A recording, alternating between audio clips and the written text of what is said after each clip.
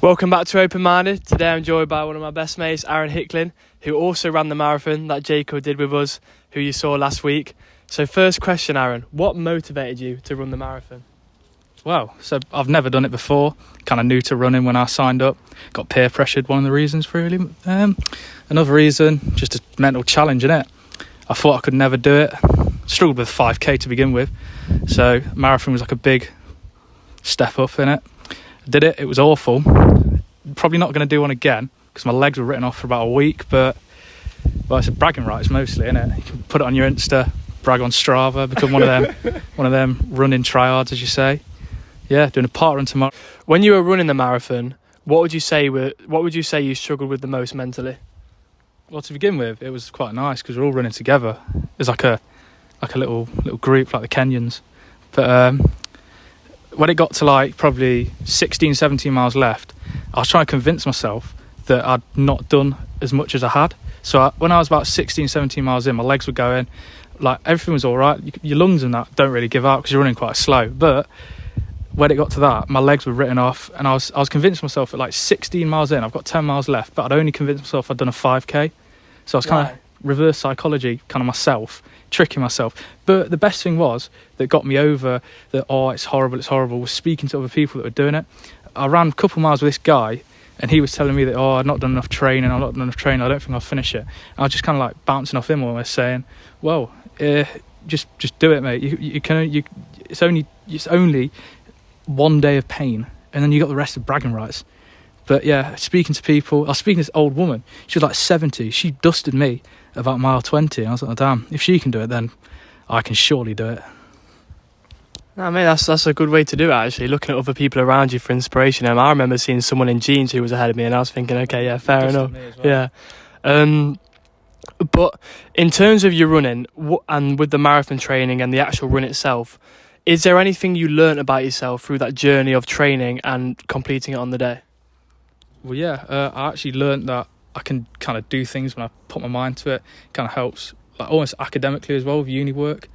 Like, just a big essay, say not to put it off, because I usually do that. I usually procrastinate a lot. Kind of did that with marathon training, not doing as much as I should have, but it made me do things in life that not procrastinate and just kind of get things done at a steady pace, and you can do it in the end.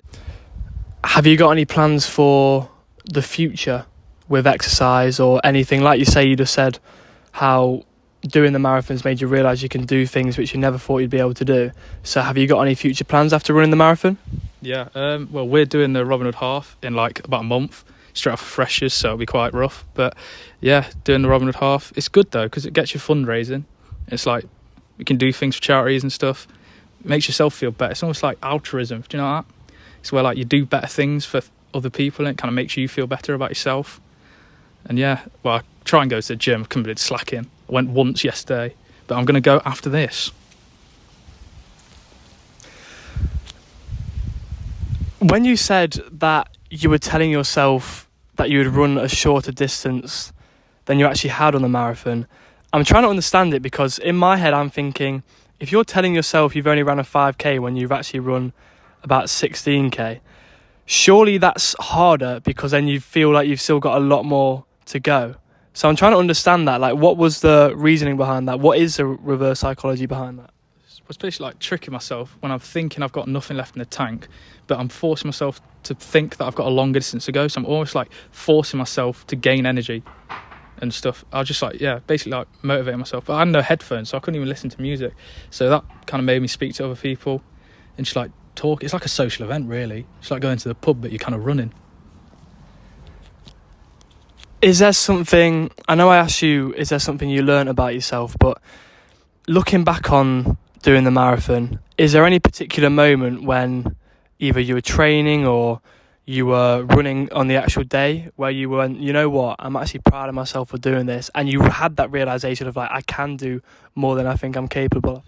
Yeah, well, it's like when I was putting off runs, I just sat in my student flat. I was like thinking, it's raining or it's cold, I just can't be bothered. I'd rather just sit and watch telly.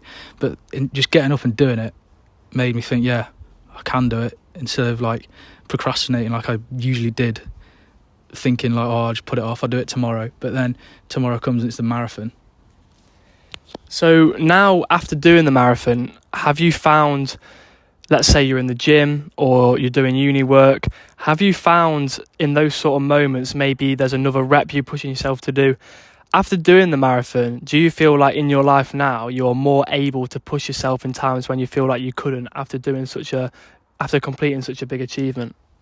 Yeah, like doing that is kind of like therapy almost for the body. It's like meditation. A lot of people say that running's kind of their meditation. So it did help me mentally.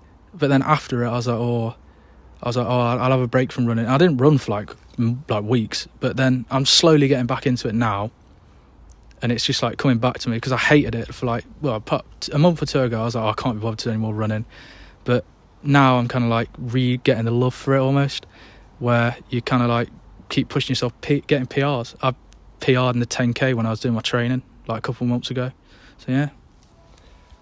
What is something that you enjoy about running? Why is it you do it? And when you feel the love for it, why is that? It's almost thinking, when you get up to do a run, you look at everyone else and you're like, they're just sat there on the sofa watching telly while I'm out just doing a run. It is almost bragging rights of other people, but I think everyone should try it. So everyone watching this, get on a run. When you say it's bragging rights and it's over other people watching telly, it's kind of made me think, like, obviously you were saying when you were marathon training, you couldn't be arsed at times and you would do that yourself. In a way, are you actually saying when you go out for a run, you've actually done it for yourself more than other people? Because if you're saying you've had moments where you've watched telly instead of going a run, realistically, is it more a case of you actually having bragging rights over yourself, if you get where I'm coming from? So maybe it's not other people who are watching telly, it's that version of Aaron who doesn't want to go on the run and watches telly. Yeah. So when you do the run, you actually feel good because you've done it, whereas other times you haven't. So maybe it's not the other people, it's more doing it for yourself. Now, coming towards the end of it, Aaron, is there anything else you'd like to share about your journey so far in exercise and the sporting world? Yes. Well, everyone should donate to our charity, first off. There should be a link in the description. But yeah, you should do more fundraisers, get outside instead of sitting playing Xbox. Thank you for coming on Open Minded. It's been a pleasure, Aaron. Thank you very much for sharing your thoughts.